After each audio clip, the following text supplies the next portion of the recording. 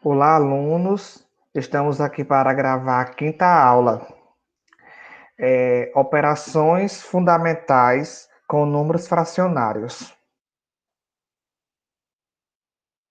Aqui é o nosso roteiro, o que são números fracionários, as quatro operações, né, que a gente já vem trabalhando: adição, subtração, multiplicação e divisão. O que são números fracionários? São aqueles que representam uma ou mais frações de uma unidade dividida em partes iguais. Eles também representam as divisões e se referem ao fracionamento das partes de um todo, uma unidade.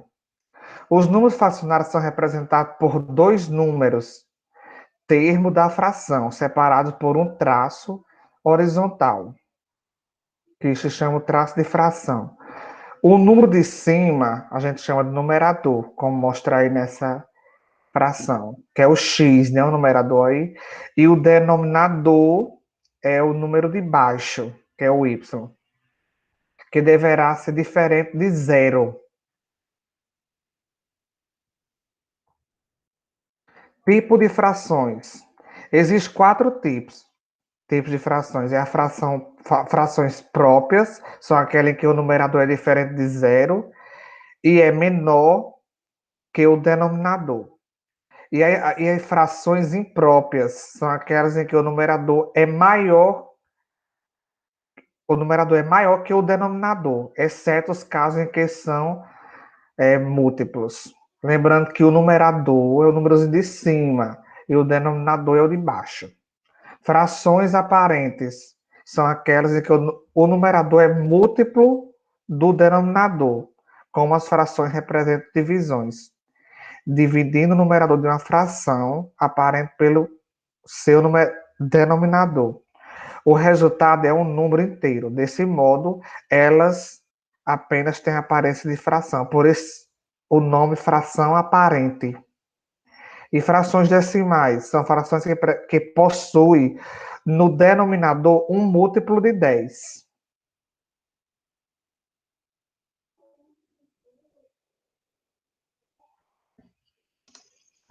Bem, pessoal, agora vamos ver, né, as operações de adição e subtração. Primeiro, temos que analisar dois casos de adição e subtração, né? E o primeiro caso diz que em relacionar os denominadores iguais. Diz que para somar frações com denominadores iguais, basta somar o numerador e conservar o denominador. E para subtração, basta subtrair os numeradores e conservar o denominador. Onde diz que com frações com os denominadores iguais, você conserva a base e só resolve o numerador. Aí, como tem no nosso exemplo, né? Aqui, 4, a fração de 4 com 7, né? A gente vai permanecer com a base e só vamos resolver o numerador. Assim como o nosso outro exemplo, que é a subtração, que segue o mesmo critério da adição.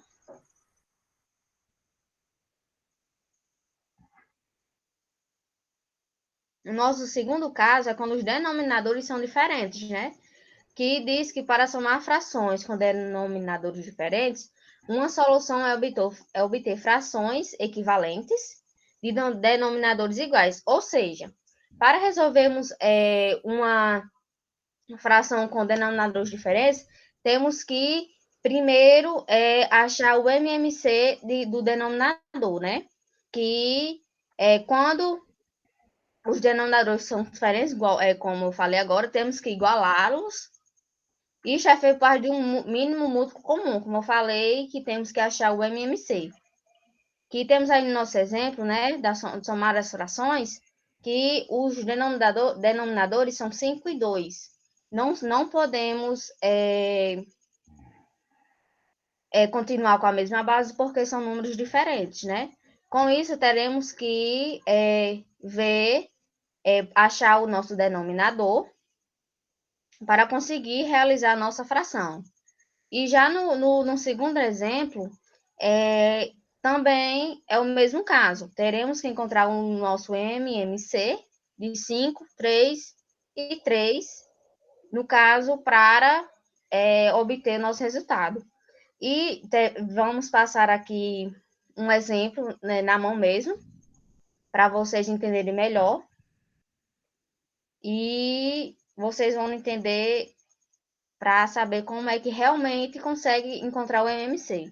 Como vocês já não viram o que é o MMC, vou dar um pequeno explicação para como encontrar, e na nossa próxima aula iremos explicar realmente o que é o MMC. Vamos falar agora da multiplicação, né? Na multiplicação de números fracionários, devemos multiplicar o numerador por numerador, denominador por denominador, e assim como é mostrado nos exemplos abaixo, né? Que vemos aí nosso primeiro exemplo, que vamos multiplicar 8 por 4, que vai dar 32, né? E 3 por 3, que vai dar 9, não é isso? E teremos também já o segundo exemplo. Menos 3 multiplicado por 2, né? E 4 multiplicado por 5, que vai dar menos 6 por 20 avos. Aí já a multiplicação em frações pode ser feita assim, independente do número de frações presentes nas operações em questão. No entanto, a resolução de uma multiplicação com números fracionários é um pouco diferente, quando envolve também um número inteiro.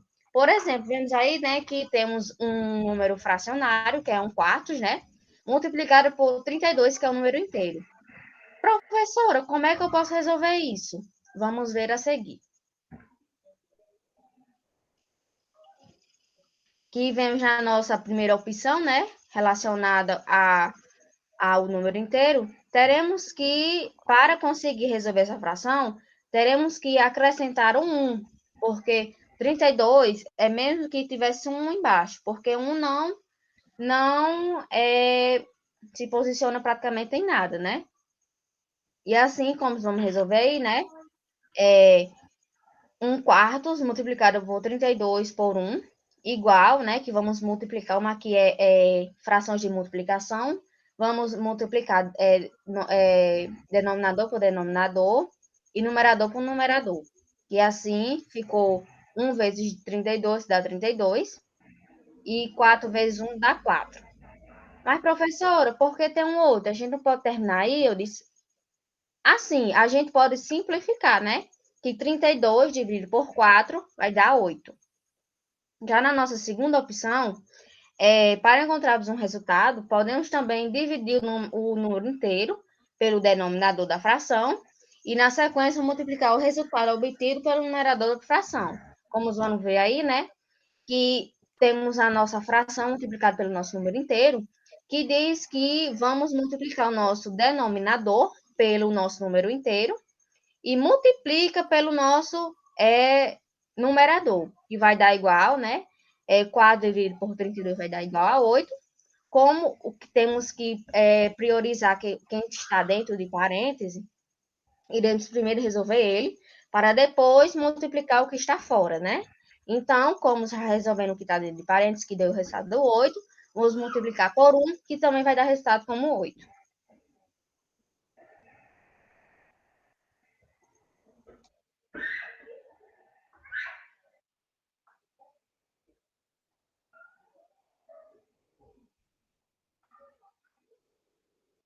Microfone.